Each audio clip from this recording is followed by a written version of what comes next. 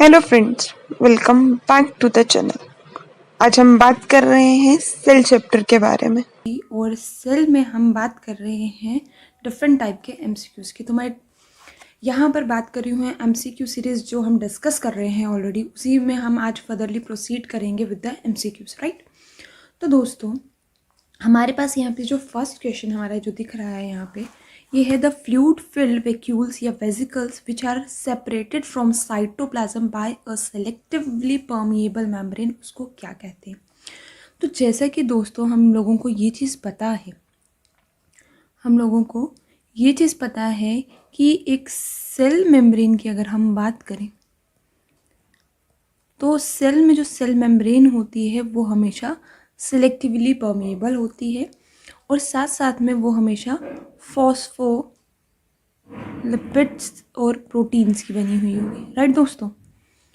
ये चीज़ हम जानते हैं, राइट। यहाँ पे बात कर रहा है अबाउट द वैक्यूल्स की दोस्तों। तो सबसे पहले हमें ये पता होना चाहिए कि वैक्यूल्स जो हैं दोस्तों वो क्या हैं।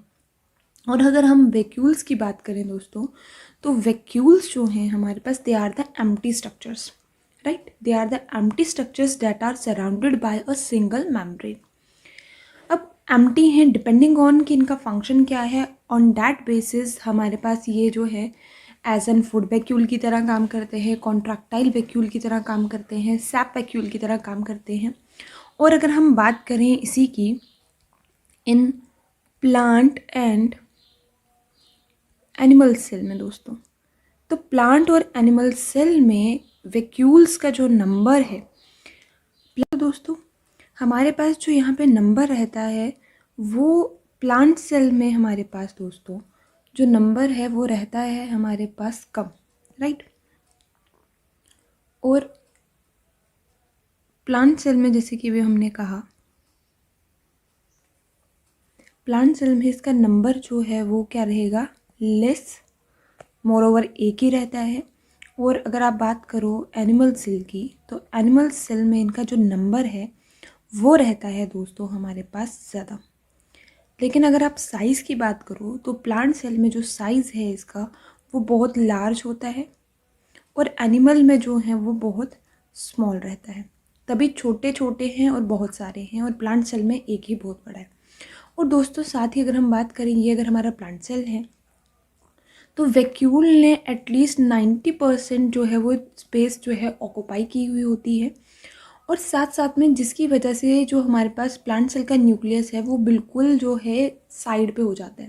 लेकिन एनिमल सेल में ऐसा नहीं है। एनिमल सेल में न्यूक्लियस जो है वो हमारे पास सेंट्रली जो है वो क्या रहता है, लोकेटेड, राइट। अब यहाँ पे बात पूछ रहा है कि वैक्यूल्स जो हैं उसकी मेम्ब्रेन को क्या कहते हैं, तो आप याद रखेंगे वैक्यूल्स की मेम्ब्रेन को हम बोलते हैं tonoplast, right. Move to the next question. बोल रहा है कि 2 सेल ऑर्गेनेलीज आप प्लांट सेल में ऐसे बताओ जिनका अपना जेनेटिक मटेरियल है। तो दोस्तों हमने ऑलरेडी बात की थी कि जो हमारे पास चीफ मिनिस्टर लोग होते हैं उनके पास एक ऐसी चीज़ है जिसकी वजह से हम उनको सेमी ऑटोनॉमस ऑर्गेनल कह रहे हैं। दैट मीन्स उनके पास अपना जेनेटिक मटेरियल है, वो अपने प्रोटीन्स खुद फ्रेम कर सकते हैं, राइट। तो आप यहाँ तक समझ ही गए होंगे मैं किसके बारे में बात कर रही हूँ। तो मैं बात कर रही हूँ यहाँ पे माइटोकॉन्ड्रिया और क्लोरोप्लास्ट के बारे में। तो यहाँ तक आप लोगों को समझ आ गई है ईजिली। नेक्स्ट अगर हम बात करें तो नेक्स्ट है हमारे पास, नेक्स्ट बोल रहा है कि कौन सी चीज़ जो है that is not true about the spherosomes. सबसे पहले सेफेरियोसोम्स की अगर बात करो तो spherosomes is called as the plant lysosomes, right दोस्तों। सेकेंड थिंग, इनका जो काम है वो है हमारे पास स्टोरेज और सिंथेसिस करना, किसकी, लिपिड्स की, राइट। और इसी के साथ साथ अगर हम बात करें, ये ईआर से राइज होता है, it arises from ER, single membrane ही है, सिंगल मेम्ब्रेन ही है ये भी। तो अगर आप यहाँ ऑप्शंस में देखोगे ये भी करेक्ट है, ये भी करेक्ट है, ये भी करेक्ट है। लेकिन अगर बात की जाए फोटो रेस्पिरेशन की, तो फोटो रेस्पिरेशन में हमारे पास जो ऑर्गेनल काम करती है फॉर द एटीपी सिंथेसिस वो है हमारी माइटोकॉन्ड्रिया। तो इसमें ऑप्शन ए जो है that is the incorrect option, right दोस्तों। नेक्स्ट क्वेश्चन की बात करें अगर हम, नेक्स्ट क्वेश्चन है हमारे पास सेलुलर ऑर्गेनल्स जो हैं जिनके पास मेम्ब्रेन्स प्रेजेंट होती है। तो हमें मालूम है कि मेम्ब्रेन लेस ऑर्गेनल में हमारे पास राइबोसोम्स होते हैं, सेंट्रियोल्स होते हैं। तो सबसे पहले अगर ऑप्शंस में राइबोसोम्स आपको जहाँ जहाँ दिख रहे हैं दैट मीन्स वो ऑप्शन यहाँ पर नहीं आएगा। जैसे कि फर्स्ट ऑप्शन में राइबोसोम है तो ये ऑप्शन नहीं हो सकता, सेकेंड में राइबोसोम है ये ऑप्शन नहीं हो सकता, थर्ड में भी राइबोसोम है तो ये ऑप्शन भी नहीं हो सकता। अगर हम बात करें लाइसोसोम्स गोल्गी की, तो दोनों जो है ये सिंगल मेम्ब्रेन है और माइटोकॉन्ड्रिया जो है ये डबल मेम्ब्रेन बॉन्ड ऑर्गेनल ही है, राइट दोस्तों।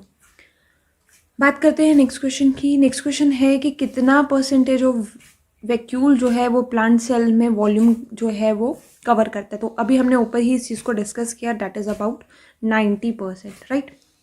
नेक्स्ट क्वेश्चन है हमारे पास कि सेल वॉल जो है वो किस में प्रेजेंट नहीं होती है। Cell wall is absent in what. तो हम लोगों ने ऑलरेडी डिस्कस किया था। सबसे पहले अगर हम बात करें फ्यूनेरिया की, तो फिनोरी जो है हमारे पास, ये एक हमारे पास क्या है, मॉसस टाइप है, राइट। अगर आप देखोगे तो ये प्लांटे से बिलोंग करता है। माइकोप्लाज्म की बात करो तो ये मोनेरा से, नॉस्टॉक की बात करो ये भी मोनेरा से, और एस्परगिलस की बात करोगे तो ये फंगी से बिलोंग करता है, राइट दोस्तों। अब हमारे पास जो है यहाँ पर अगर बात करें तो हमने ऑलरेडी अपने लास्ट सेक्शंस में भी हम लोगों ने डिस्कस किया था, माइकोप्लाज्म जो है it lacks cell wall and they are called as the jokers, right. तो डैट मीन्स सेल वॉल जो है वह एब्सेंट रहती है किसके केस में, माइकोप्लाज्म के केस में, क्योंकि फंगी के केस में भी हमारे पास काइटिन प्रेजेंट होता है, प्लांटे के केस में भी हमारे पास सेलुलोज की कंपोजिशन रहती है, राइट। नेक्स्ट क्वेश्चन है हमारे पास, सबसे बड़ी ऑर्गेनल एक सेल में क्या है। ऑप्शंस की तरफ अगर देखो, ऑल दो अगर आपसे पूछा जाता है सबसे बड़ी ऑर्गेनल किसी भी सेल में हमेशा न्यूक्लियस रहती है, राइट। लेकिन ऑप्शन में न्यूक्लियस मेंशन नहीं है तो हमको next move to the next nucleus के देखना पड़ेगा। तो माइटोकॉन्ड्रिया एनिमल सेल में और क्लोरोप्लास्ट प्लांट सेल में जो है वो सबसे बड़ी ऑर्गेनल्स है right after nucleus, right. Centrioles की अगर बात की जाए तो सेंट्रियोल्स बहुत छोटे रहते हैं। नेक्स्ट क्वेश्चन है, ये तो आप अब आंख बंद करते भी ये करेक्ट कर देंगे, that is the factory of ribosomes पूछी जा रही है, बट दिमाग में रखिएगा राइबोसोम की फैक्ट्री पूछी जा रही है यहाँ पर। राइबोसोम्स खुद जो हैं वो प्रोटीन की फैक्ट्री हैं, लेकिन राइबोसोम्स बन कहाँ से रहे हैं, तो हमने बात की थी ये न्यूक्लियस है, और न्यूक्लियस के अंदर जो है that part is called as the nucleolus, जो क्या कर रहा है हमारे पास राइबोसोम्स और प्रोटीन्स की सिंथेसिस कर रहा है, राइट। तो मूव करते हैं, यहाँ पे आंसर हमारा हो गया है न्यूक्लियोलस, राइट। नेक्स्ट क्वेश्चन की अगर हम बात करें तो नेक्स्ट क्वेश्चन है हमारा अबाउट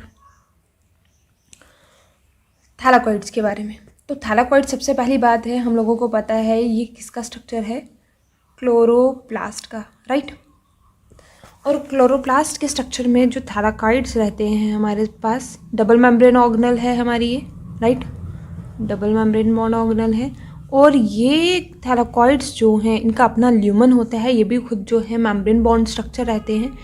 और इन्हीं थैलाकॉइड्स में हमारे पास रेस्पिरेटरी पिगमेंट्स होते हैं जो क्या करते हैं, ट्रैप करते हैं सनलाइट को, and then they will converted and used in the photosynthesis process, right. और इनके बीच में जो ये चैनल्स कनेक्शन होते हैं जिनको आप लैमेले बोलते हो। अब क्वेश्चन यहाँ पे ये है कि स्टैक, क्वेश्चन यहाँ पे हमारे पास ये है कि जो स्टैक है हमारे पास क्लोजली पैक्ड थैलाकॉइड्स का, दैट मीन्स ये जो पाइल है हमारे पास थैलाकॉइड्स की उसको हम क्या कहते हैं, तो जो ये बाहर वाला पार्ट है, राइट, जिसमें ये सारा सिस्टम प्रेजेंट है, आप उसको बोलोगे दैट इज़ द स्ट्रोमा और मैट्रिक्स, राइट। तो ल्यूमन मैंने बताया थैलाकॉइड के अंदर होगा, तो ये ऑप्शन भी नहीं है, ये भी नहीं है, ये भी नहीं है, that means ग्रानम is the right option किसके लिए, for the packed thylakoids, right. Next question है पैरोक्सिसोम्स जो है दैट कंटेन्स व्हाट। तो आप याद रखेंगे पर यहाँ पर एक mnemonic that is cop, that means catalase enzyme, oxidase enzyme, in peroxisome. तो हमारे पास अगर बॉडी में अगर हम बात करें, हमारे पास जो जितने भी टॉक्सिक सब्सटेंसेस है, जैसे हाइड्रोजन परऑक्साइड अगर हमारी बॉडी में बनता है तो यही परऑक्सीसोम्स जो है वहाँ पर काम करती है उस टॉक्सिक मटेरियल को बॉडी से रिमूव करने के लिए। तो आप यहाँ पे याद रखिएगा कि जो एंजाइम है वो है हमारे पास oxidase enzyme, that is an oxidizing enzyme जो प्रेजेंट होती है। तो कॉप से आप इस चीज़ को याद रख सकते हैं, right. Move to the next question. Next question पूछ रहा है हम लोगों को अबाउट द साइटोप्लाज्मिक कनेक्शन की बात कर रहा है सेल टू सेल। तो दोस्तों अगर ये हमारा एक सेल है और ये एक हमारा दूसरा सेल है, राइट, ये दोनों सेल्स जो है वो आपस में क्या करेंगे, इंट्रैक्ट करेंगे। और इस इंट्रैक्शन के बीच में अगर हम देखें तो हमारे पास जो है वो एक कनेक्शन बना हुआ होता है।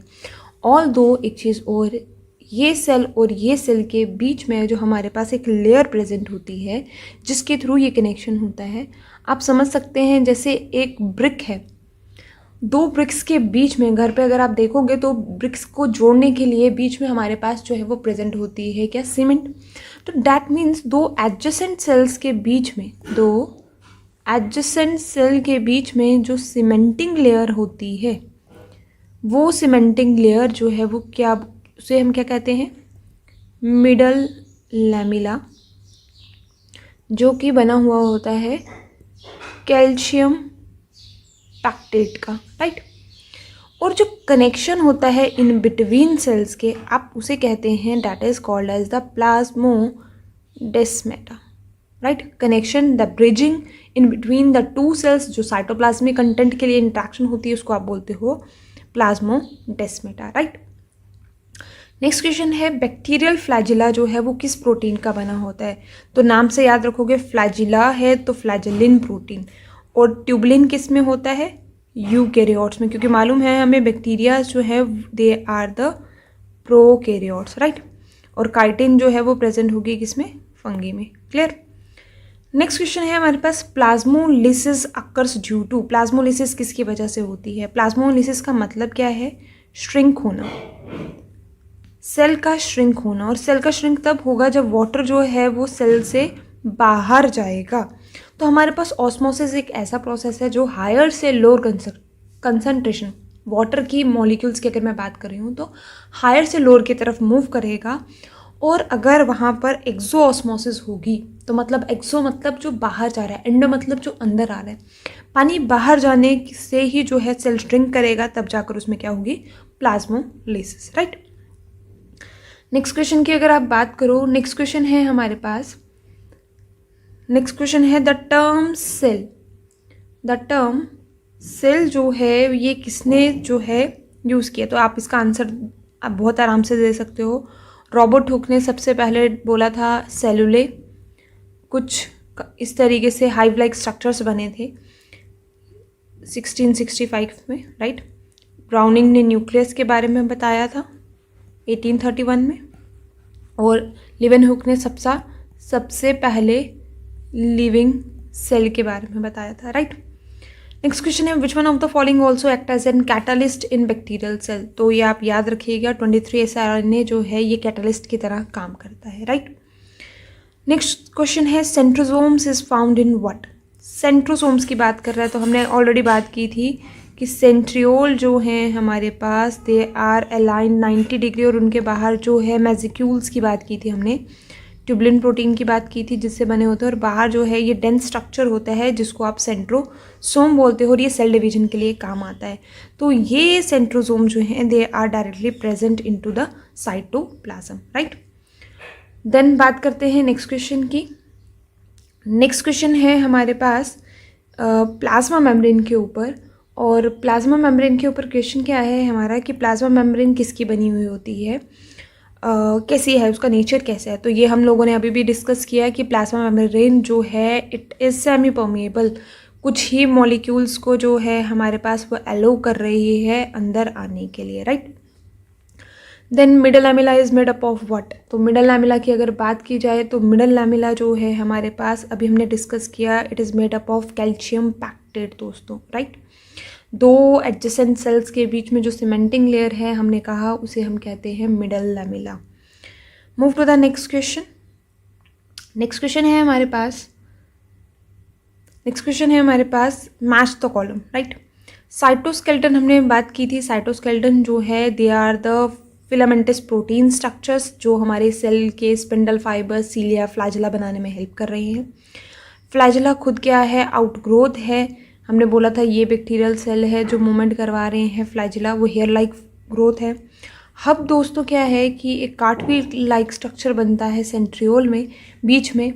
जैसे आप लोगों ने टायर्स देखे हैं गाड़ी के, तो बीच में जो है हब होता है और उसके साथ में एक्सियल पार्ट होता है जिसकी वजह से वो मूव करता है। सिमिलरली हमारा सेंट्रियोल जो है वो भी इसी तरीके से काम करता है। That is the proximal region of centriole, right. Fourth है फिम्ब्रे। फिम्ब्रे जो है that are the bristle like structures, और ये मेनली हेल्प करते हैं क्या करने के लिए, अटैचमेंट के लिए, राइट। तो आपका जो ऑप्शन है वो फर्स्ट वाला यहाँ पर क्या हो जाता है, करेक्ट हो जाता है, राइट दोस्तों। मूव करते हैं नेक्स्ट क्वेश्चन पे। Which of the following does not have cell wall. तो ये आपको यहाँ पे फिर से बात क्लियर हो गई है। माइकोप्लाज्म सामने दिख रहा है आपके पास। माइकोप्लाज्म में हमारे पास जो है सेल वॉल जो है वो क्या रहती है, एब्सेंट रहती है, राइट दोस्तों। तो ये बात भी आप लोगों को यहाँ क्लियर हो गई है। नेक्स्ट क्वेश्चन हमारे पास क्या है कि सेंट्रोसोम्स जो हैं, राइट दोस्तों, सेंट्रोसोम्स जो हैं हमारे पास